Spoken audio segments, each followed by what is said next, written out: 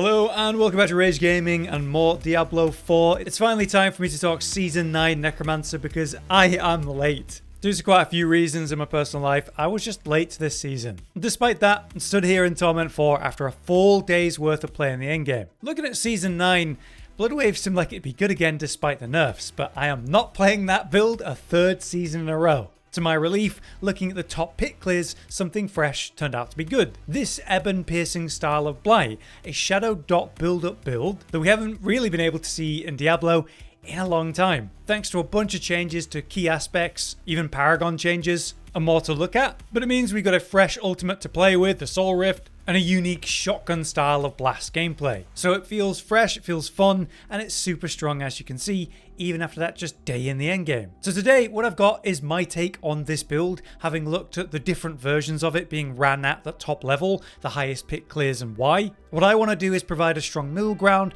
with additional context, giving you a setup that doesn't actually have mythics, hits all the basic requirements like high enough crit chance and, investing into crit damage itself to make that gameplay loop function. To explain the gameplay loop, our main goal here is quite simple. Apply as many instances of shadow damage as possible. This is done through our two main sources of Blight and Corpse Explosion, but also things like our ultimate, our seasonal powers, even some of the seasonal gems can help. But a lot of this is locking into the key passive Shadow Blight. Through any shadow damage, you inflict Shadow Blight. And every 8th instance of shadow damage, in that context, they take extra shadow damage. As you can see, it can stack up to crazy amounts of a damage bonus, 450% times, which we're currently working towards. You can enhance that with tempering and other sources. But importantly, a lot of this revolves around the blighted offensive aspect. Consecutive hits with the Shadow Blight key passive deal increased multiplied damage for each hit. So this just scales ridiculously. The more you hit with Shadow, the more instances of Shadow, and the longer they're affected by Shadow. And it gets going very quick. The gameplay mainly looks like this though. Cursing enemies with Decrepify, pulling them together with Corpse Tendrils, maintaining your Reap attack speed buff so you're able to absolutely shotgun blast as fast as possible, applying your Soul Rift and actually maintaining as much as possible, and then facing enemies up close, and then begin the shotgunning of Blight and Corpse Explosion spam for insane DPS build-up.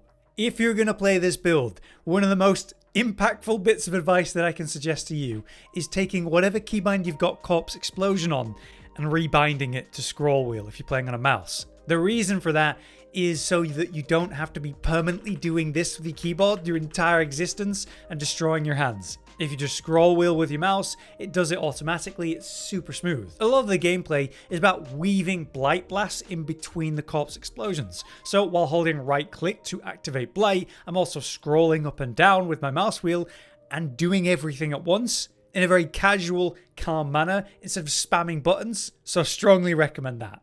Before you actually play this build, one of the most important and simple things you need to solve is critical strike chance. You need to be at 100% or as close to that as possible. So it's your first priority before you do anything else. You get a lot of crit strike chance from your skill tree, as we'll talk about, other sources like that, but we make sure we have it in our gloves.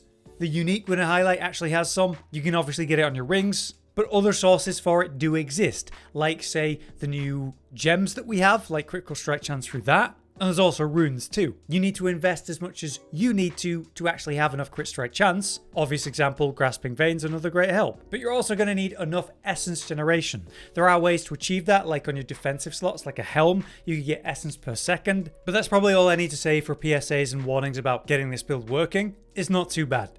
So let's start running through all of the different aspects of the build. We'll start with the new stuff of the new powers and the gems and stuff, but I need to give you a forewarning on this.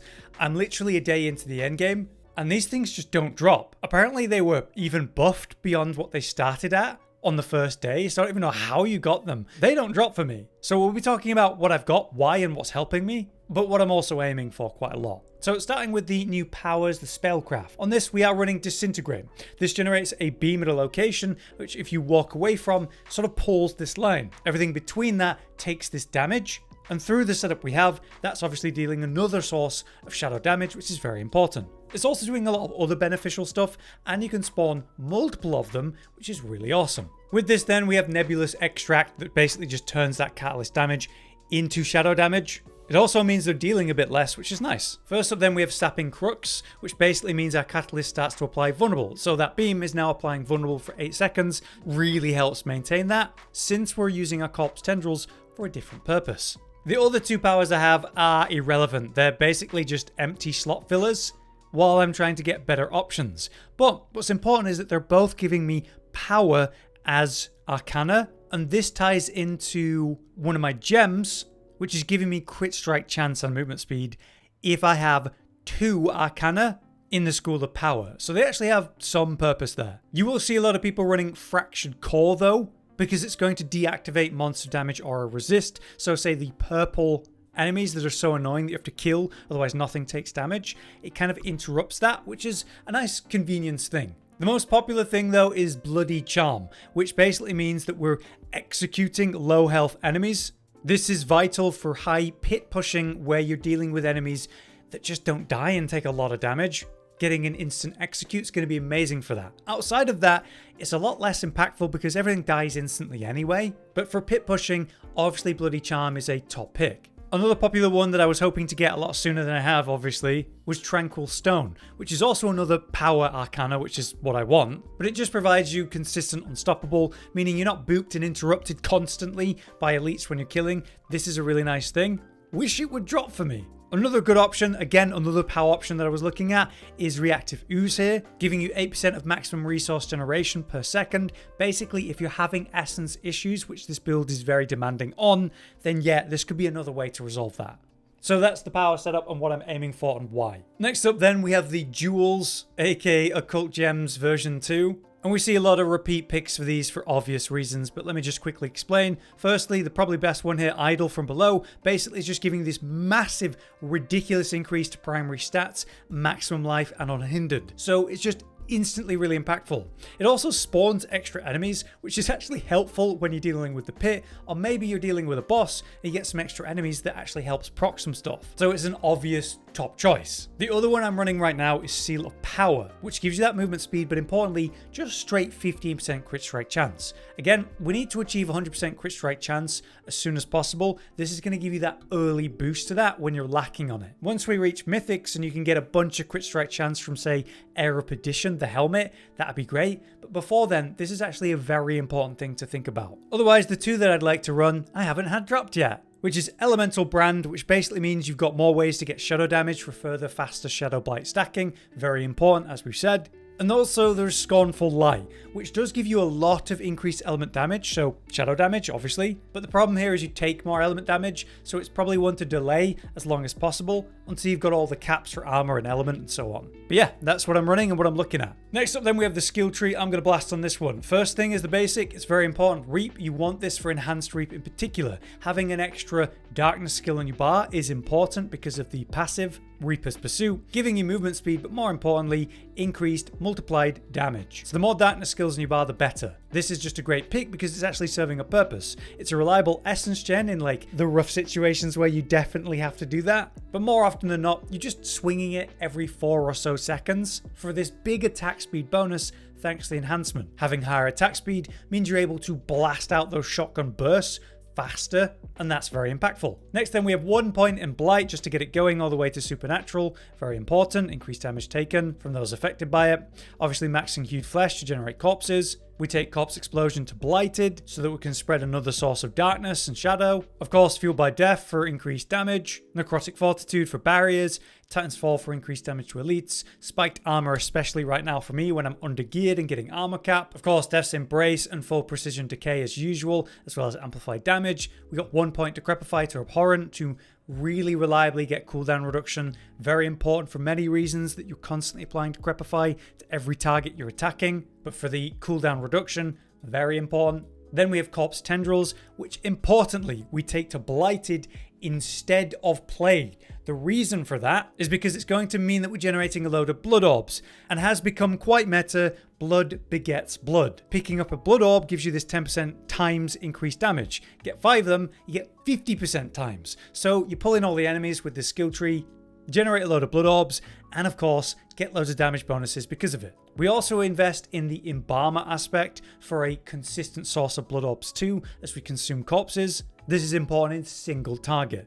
So, blighted corpse tendrils very important. Full necrotic carapace for more fortify, full coalesced blood for increased damage while healthy, all of the usual shadow passives of terror, gloom, and reaper's pursuit. Down to the ultimate tree, we have full soul rift all the way to supreme. Of course, finality to make that stronger. We're sacrificing all our minions to Memento Mori standalone as usual. The key passive of Shadowblight, and then currently 1 point in Inspiring Leader. This gives you critical strike chance while you're healthy. If you need more critical strike chance right now, then invest in this more and take points out of necrotic carapace as the trade-off. Next we have the Book of the Dead. Super quick. Skeletal warriors who sacrifice the reapers for shadow damage increase. If you're having massive issues with, say, your resistances, you can do the defender sacrifice instead, but if you're having to do that, it's a bad luck. It's a lot of damage that you're losing out there. Skeletal mages is cold sacrifice for vulnerable damage and golems for iron for crit strike damage, of course. Right, we have the Paragon next. As I said, I am very late to the season. We're a full day into endgame, and this is what I've achieved in that full day of endgame play. 133 points. So I've managed to make it to my final board. I'll be able to highlight what I'm looking at and why, but obviously I'm not there yet, which is a big damage loss for me. Starting with the beginner board, we set it up like so we can activate the glyph and of course get some extra resistance to elements while we're here. The glyph on this point is Abyssal for easy dexterity activation. It also gives a massive bonus to all rare nodes, so you get massive increased damage and intelligence from these two rare nodes, which is awesome. But Abyssal is just giving you this massive increased damage to non-physical damage, so shadow damage. On the first board extension then we have Scent of Death, which has changed. You've got the damage reduction as usual, which is amazing, but then this massive multiplier to crit strike damage.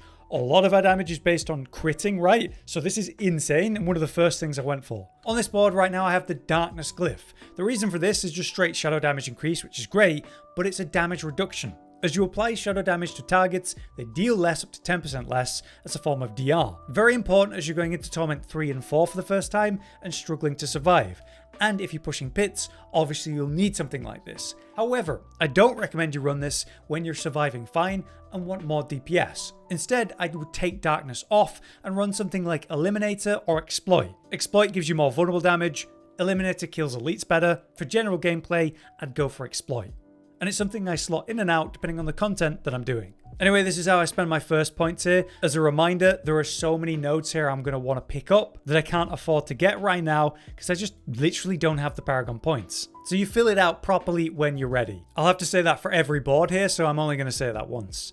Anyway, we extended to the next board. The all-important Flesh Eater also changed. Consuming 3 corpses grants that massive damage multiplier instead of 4 corpses, so it's even easier. We're popping corpses absolutely all the time, so this buff is always going.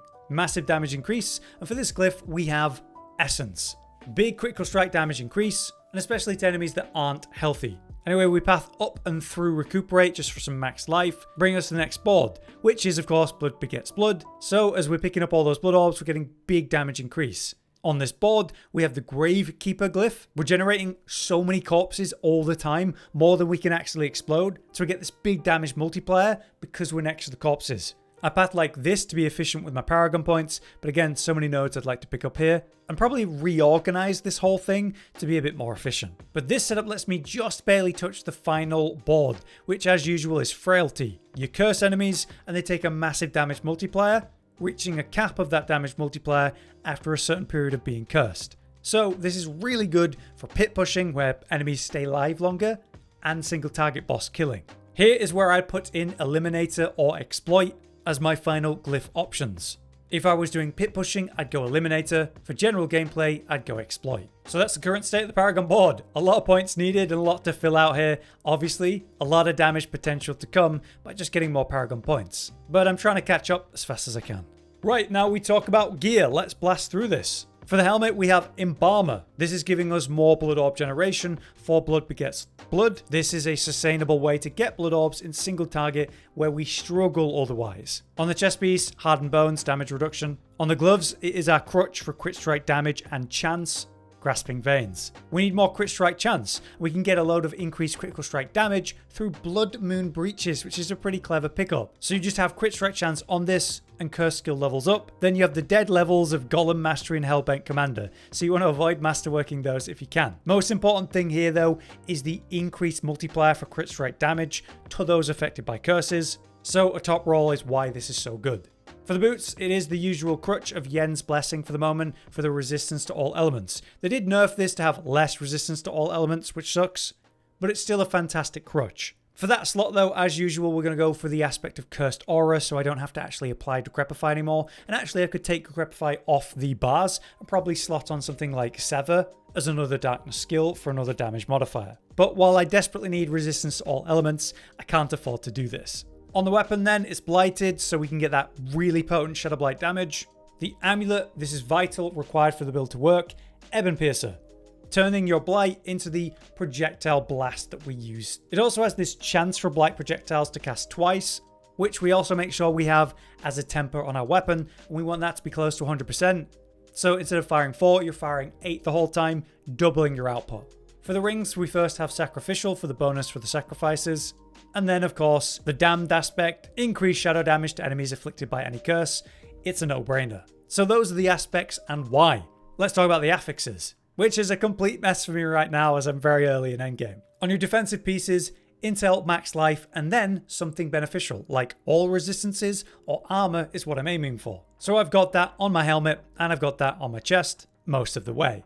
Next we have the gloves, so for this you can get an offensive slot here, critical strike chance, super important. Otherwise, Intel, Max Life, always good. And as seconds to that we have lucky hit and attack speed as important options. Can't change the unique, so for the weapon, it's a complete mess for me. The most important thing here is the lucky hit chance to restore primary resource. By restoring primary resource, we have enough essence for the build to function, so this is vital on your weapon. We have a two-hand sword, because the main source of damage we're dealing is crit damage, so it has an inherent passive to help that. Otherwise, Intel and Max Life will be a no-brainer, but I've rolled damage and crit strike damage, which isn't bad to be fair, but Intel and Max Life, very important. For the rings then, you're looking at Max Life, crit strike chance, and then attack speed to blast out those blights as fast as possible. Intelligence in that slot will be fine too, but everywhere we can get that crit strike chance, very important. Now we talk about the tempering, which is a bit awkward for me because I'm very early endgame and it's a bit of a mess. Main thing for the defensive slots then is armor and Soul Rift duration. The longer your Soul Rift lasts, the more often you're able to maintain maximum uptime on this through resetting the cooldown from say Decrepify and Lucky Hit Chance, but also making it last longer, keeping us alive, generating essence, applying vulnerable. This is where it gets awkward though. You see this offensive temper, darkness damage? That should be shadow damage, but I literally didn't have a temper recipe for shadow damage for a painful amount of time. So I had to temper and just masterwork something, so I ended up with darkness damage because we are using darkness skills, but what we want is the shadow damage. The reason for that is the key passive here. Shadowblight damage is increased by corrupting damage and shadow damage bonuses. So you want as much shadow damage bonuses as you can temper onto your gear. So this darkness damage should be shadow damage instead. So if we look at this ring, you can see that shadow damage temper right there. Otherwise, Soul Rift duration again. Can't temper the unique, so looking at the weapon,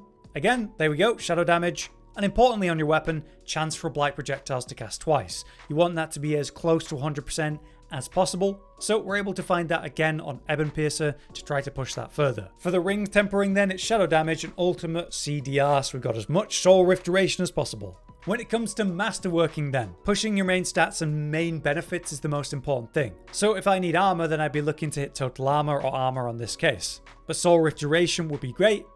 Intel and Max Life also close second to that. On any piece that has crit strike chance, if you're not at that 100%, you want to masterwork for crit strike chance. On the Blood Moon Breaches, you want crit strike chance, again in that case, or curse skills. The Golem Master and Hellbent Commander are useless. On the boots, resistance to all elements would be what I would actually want to hit here, but this is a temporary slot until I get that solved. On the weapon, I'd be looking for the chance for blight projectiles and shadow damage. More importantly would be the chance for blight projectiles to cast twice, so we get towards that 100% total. So again, you'd masterwork that here for Ebonpiercer if you don't have 100%. Otherwise, the best passive here is Reaper's Pursuit.